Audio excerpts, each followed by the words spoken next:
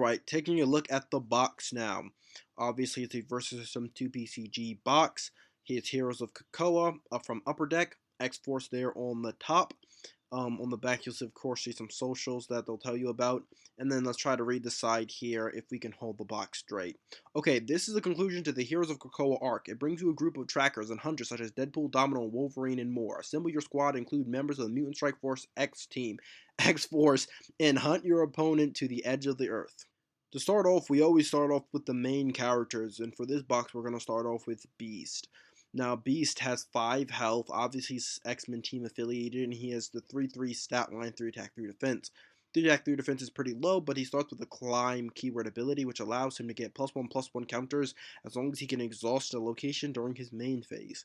He has a superpower as well as the climb keyword power, Animal Agility. During the combat, you can pay a red, and Beast gets a +1/+1 this combat, gets +1/+1 this combat for each +1/+1 counter on him. So it's doubling his +1/+1 counters for that single combat.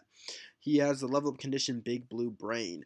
During you need 3 XP to level up, and when Beast climbs a laboratory, he gains 1 XP. Now, so as long as you have if you get a laboratory turn 1, you can theoretically climb every turn, and you would be able to easily level up by turn 3. Obviously, it's nearly impossible, as far as I know, to level up before turn 3, and since you're a 5 health main character, it means you'll probably have a little bit of health left to work with when this is all said and done. But when you finally level up, you go up to a 7/7 stat line, which is about average for main characters. He gains a new keyword power, Climb to Die. At the start of your main phase, you may exhaust a location on your side, and if you do, put a +1/+1 counter on Beast, and he gets ferocious and lethal this turn. He also keeps out a really cool Animal Agility keyword superpower. So in addition to this new Climb to Die keyword power, it makes him a very aggressive main character. As far as I know, you can really get in there and deal with some very powerful supporting characters if your opponent's trying to build up a good supporting character. And if it comes down to it, you can of course always attack their main character and do some pretty good damage as well. Generally, you'll be able to get him up to a decent amount of +1/+1 counters, and he'll be able to swing in pretty big, especially if you need the extra buff. You can use Animal Agility. Obviously, he's not one of the most beefy main characters out there, and he's probably not going to be blitzing as far as I can tell, but he's pretty good, and I think he'll be a lot of fun to play around with. Our second main character we're going to take a look at is Deadpool. Now, Deadpool has obviously had a card in the past, actually 2 if I remember correctly, and this Deadpool's a little bit different. So he has 6 wounds, 2 attack, 4 defense, and range. Okay, pretty much average there, or expected. He has this new, unexpected, unpredictable superpower. During the combat, any turn combat, you can pay a red, and Deadpool gets one of the random following stat buffs. He can either get +4 attack and +0 defense, +2 attack and +2 defense, or +0 attack and +4 defense. This superpower seemed kind of cool at first until you sort of realize that if you're attacking and you get the plus defense, it could end up bad for you, and if you're defending, you know, with a +4 attack, things would also end up bad. If you're really hoping for one of these and you need this to be true, obviously you can take the chances. Sometimes it may actually end up only being, well, I might as well give it a shot. I don't think this is really one of the best superpowers in the game as far as I can tell. Now, the level up condition is Death Follows Me. It costs 4x, where you have to gain 4 XP to level up, and when a character gets KO'd, Deadpool gains 1 XP. This level up condition is not that hard to achieve, and generally, even if you just play a bunch of smaller characters and start running them into your opponent's characters, you'll be able to level up by turn 4 easily, and usually you'll probably be able to level up before even that. Now, when he finally gets to his level 2, he gains a stat buff, so he goes up to 6/6 on the stat line, and he gains this new superpower, Mr. Assassin. Any turn combat, pay a green and KO an enemy supporting character in the combat. Obviously, this is probably the more impressive thing about Deadpool, and probably going to be the reason why anybody plays him.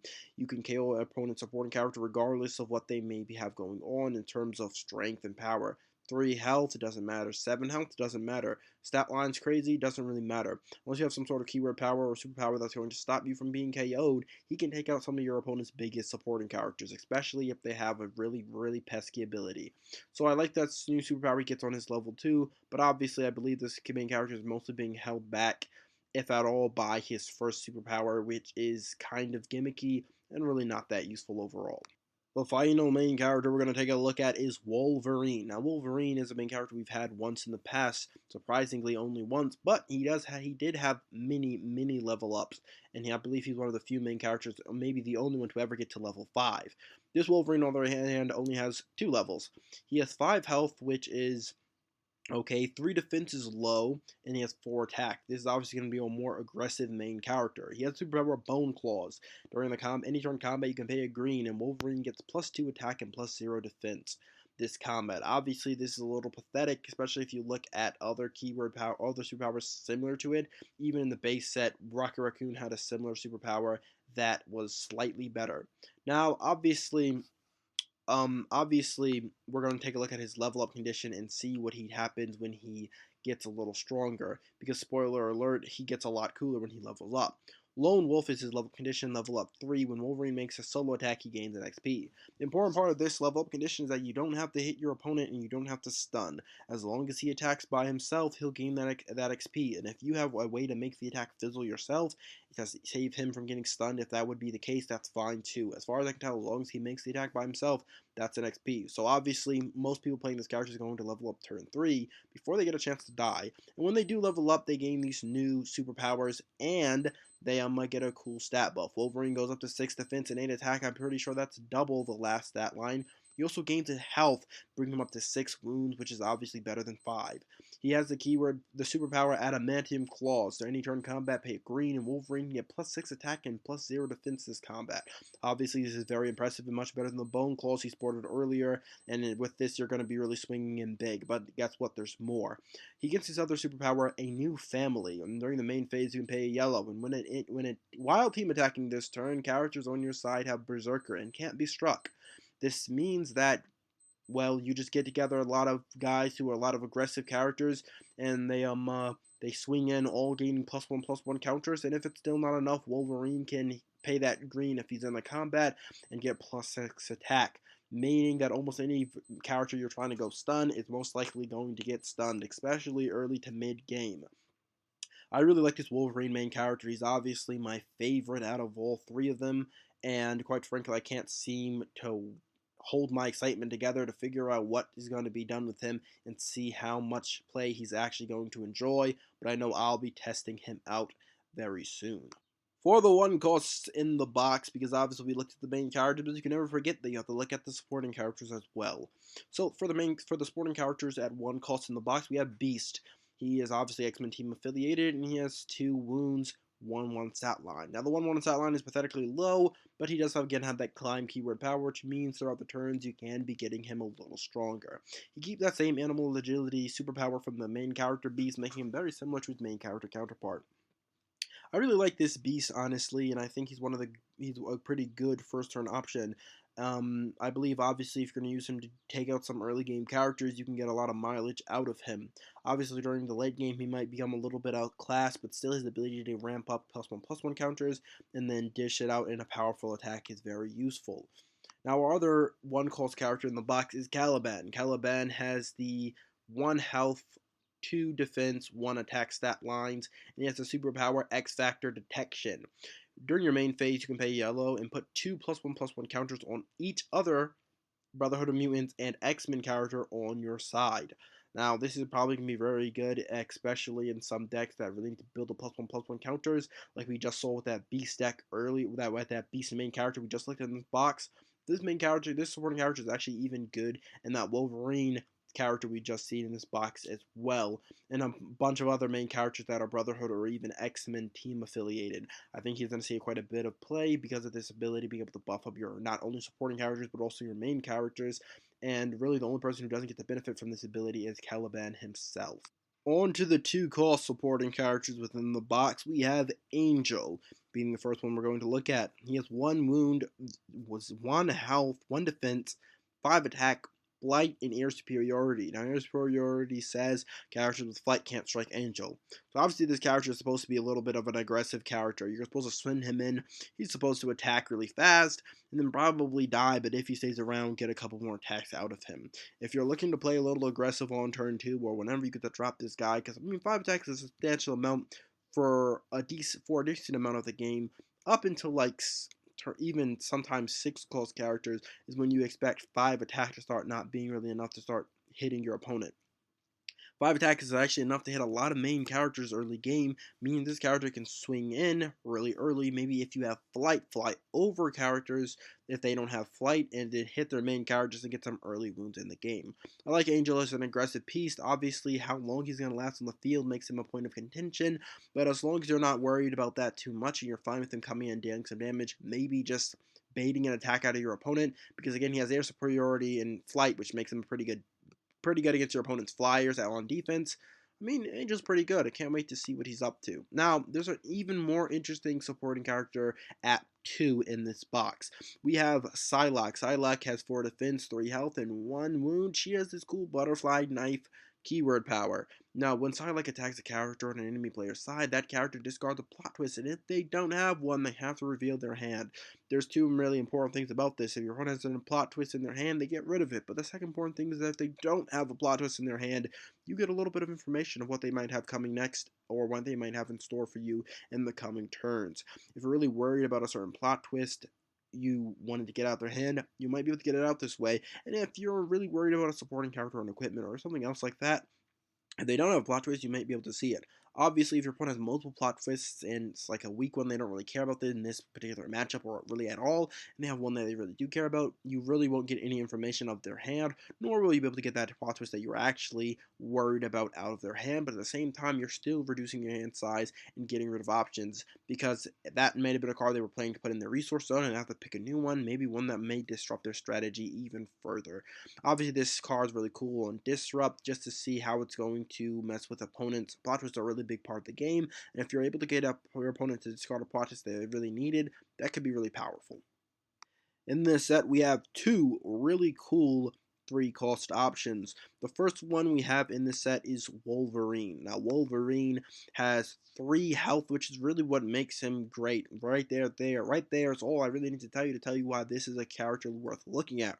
3 costs and 3 health, they don't usually go together, and when they do, either there's a drawback or it's a really good card. His stat line is 3-3, which is actually completely fine for 3 costs. It's a little bit like, okay, it's a little bit low, but at the same time, you'll realize when you look at other 3 costs, it's completely fine. It's not pitiful.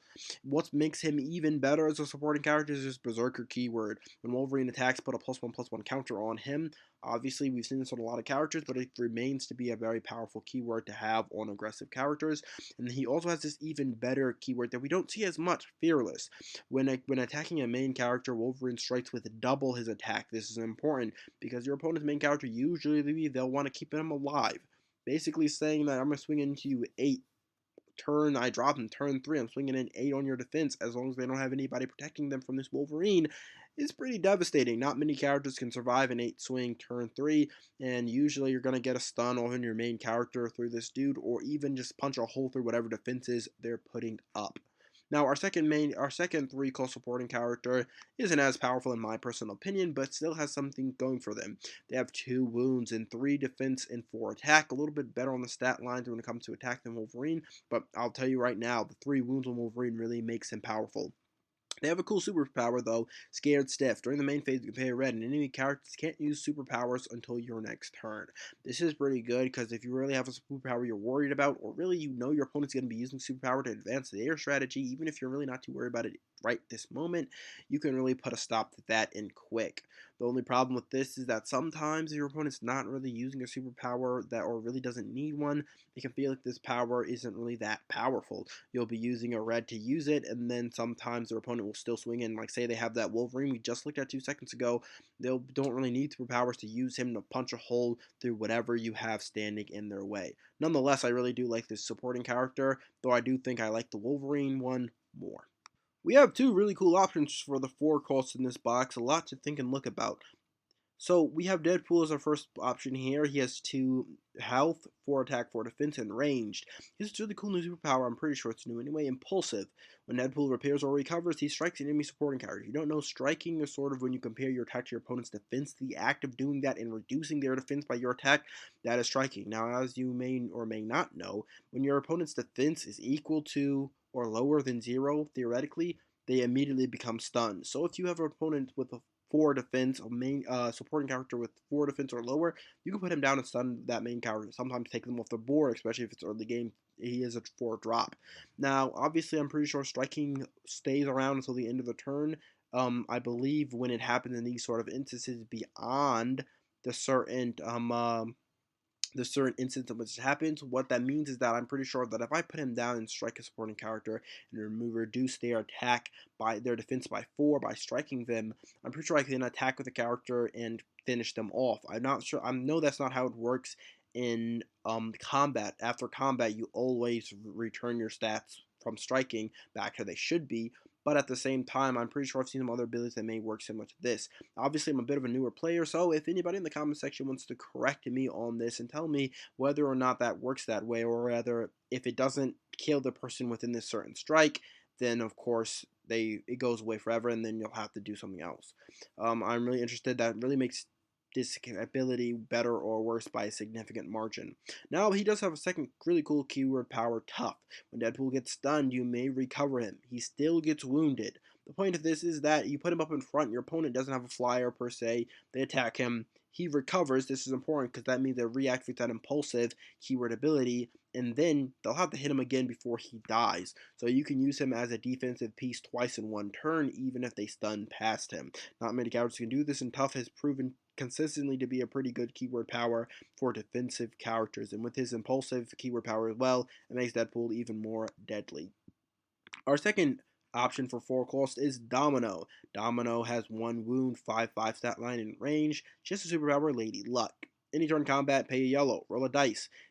Put that many +1/+1 counters on Domino. When they say roll a die, I'm pretty sure they only mean a d6. It'd be crazy if you could roll a d20 and get possibly 20 +1/+1 counters on Domino. I don't think that's the case, though. When they say die, I'm pretty sure they mean d6, though. Of course, if I'm wrong, check me. I doubt it, though.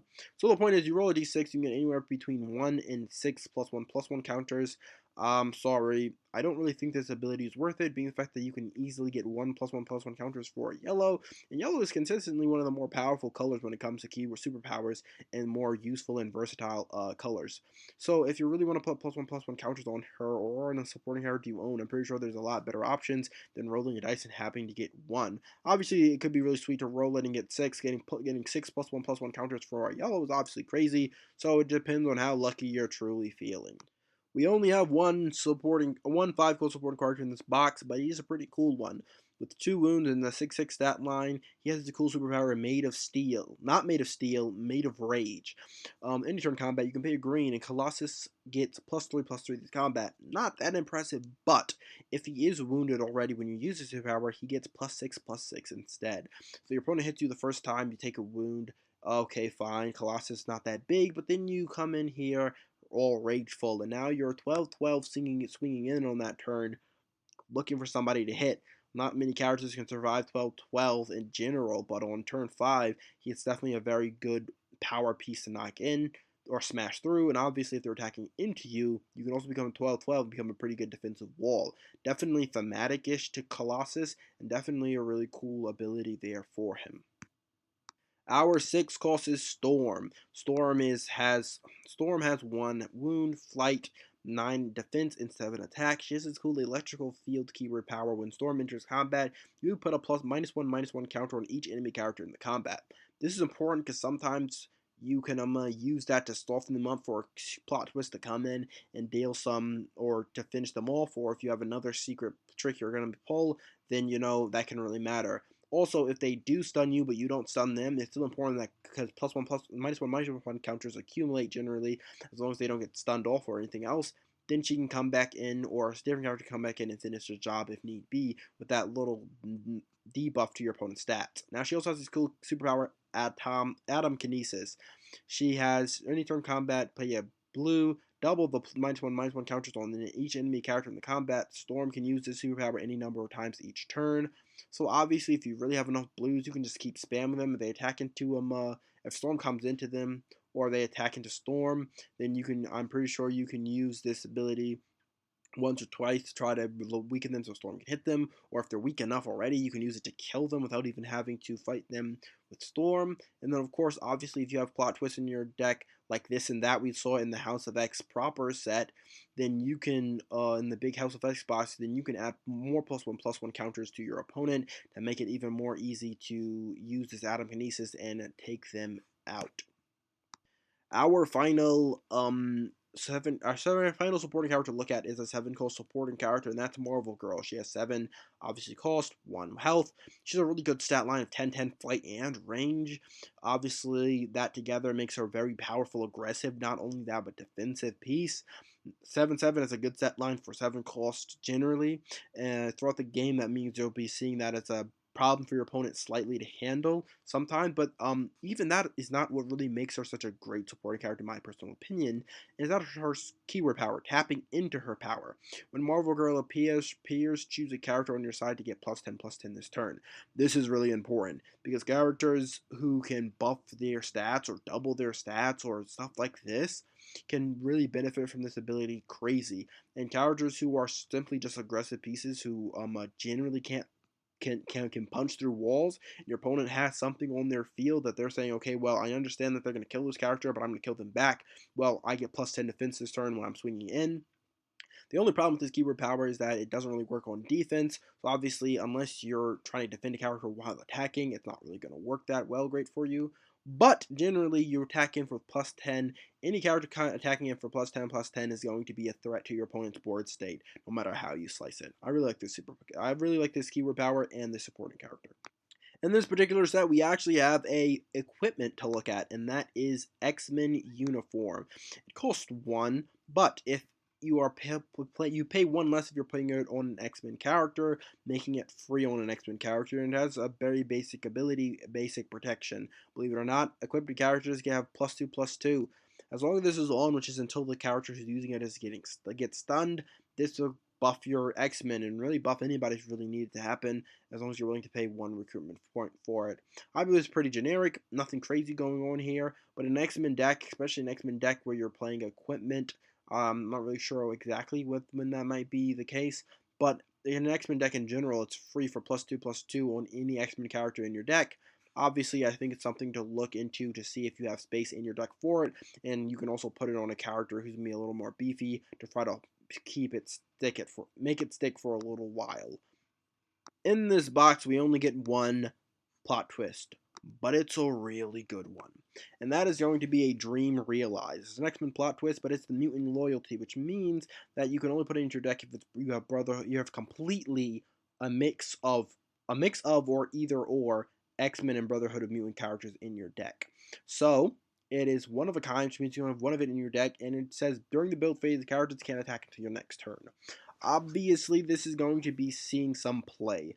As a X-Men card like this, cards like this have been seen in the past, and they've seen play even outside of their faction decks. This card is obviously being sort of bottlenecked into an X-Men or Brotherhood deck, with the added limitation that you can only have one of it in your deck. Obviously, this is obviously, these are a couple limitations. That means that only in a couple situations are you going to really play this card. If you're playing X-Men deck, is pretty much a shoo-in, though, because this type of ability has been big, as far as I can tell, in competitive play before. And it basically says for a turn, your opponent can't attack you. And obviously you can't attack your opponent, but sometimes that's more important. Stalling a turn if you're losing is important. Stalling a turn if you're winning can be important as well. If you don't want your opponent to get the comeback and you want to build up your board state so that they can't do that and you are just overwhelming them to a very high point. Now, obviously, this isn't going to break the game or anything, I don't believe, especially with the limitations put on it. I believe it's going to be fine, and I'll admit, some decks may not actually end up playing this card. But at the same time, I do believe it's pretty good, and I do believe it's worth a look in really any X-Men deck at all. It should be in consideration as far as I can tell. But don't worry, I'll be testing this card out a lot, and I'll come to a conclusion on whether or not it's as good as I seem to think it is or not. That is going to be all for today's video. In terms of my general opinion on not just this set, but the entire arc as a whole, obviously it was geared towards newer players, and I know a lot of people sometimes get mad at that because guess what? there's a lot of returning players, and there's a very strong core fan base to this game that would like to see some of the main characters they haven't seen before. They would rather see Nightcrawler than see Cyclops again, and they'd rather see let's think of somebody else who hasn't gotten a main character. Let me think of some X-Men characters. Mr. Sinister, and not see Magneto again. Obviously, a lot of people are waiting out and holding out hope for an Apocalypse main character, a big part of the X-Men universe. Obviously, there's some other things about this box that really irked a lot of people, including myself, such as it being called Heroes of Krakoa and Krakoa not getting special location. Other things like this, characters who show up are very important to the arcs, the Krakoa arcs in the original Krakoa arc, but even the newer ones, the newer stories that are coming out based around Krakoa's in the comic books, main characters who are important to those stories aren't really being present here. The only thing that it really shares in name with in line with the Krakoa story art lines seem to be the visuals, as in the art from on the cards, and then of course the name. In a lot of cases, this is just a generic X-Men set, and you shouldn't get your hopes up if you're looking for anything specifically Krakoa related. That being said, I don't think it's a bad set at all. I think a lot of the newer cards there are still have competitive use, such as that new Wolverine, despite being incredibly simple, incredibly new player friendly. I like the new Marvel Girl card. Again, very simple, allows you to understand it's a very powerful card, and it's easy for a newer player to see why it's powerful, and it's easy to use without getting too complicated. A lot of these cards are also very thematic while being very simple. The game has been going on, verse system that is, for so long that now at this point you can create very thematic characters full of different keyword powers and superpowers that are very basic to in the core game's core rules without it getting too complicated. There's very few characters within this entire arc that are complicated to understand, and the ones that are obviously more for fun as usual. But the point is that you get every character in this arc, I believe, was very thematically designed, although I would have loved to see certain two main characters who haven't made it into the game yet, and I would have loved to see some more interesting and more creative powers that are not just generic. That doesn't mean that I don't like the set in any way or in shape or form. That is going for this set and really the arc in its entirety. Obviously, like I said, the character cards I really like from this set in particular, though, are the Wolverine 3 call supporting character, the Jean Grey or Marvel Girl Phoenix, whatever you call her, 7 call supporting character, and obviously I'm really excited to play around with the Wolverine main character as well. That's all for today, though. If you guys like the versus system, stay around. I'm going to have a lot more content. Next week, we're going to be uploading a battle video between some cards from this box, the New Mutants box, and even the House of X box. And we're going to be putting together a battle video for you guys to enjoy with main characters and cards exclusively from that box. If you're interested in that sort of thing, stay subscribed so you don't miss when it drops. I'll see you guys next time.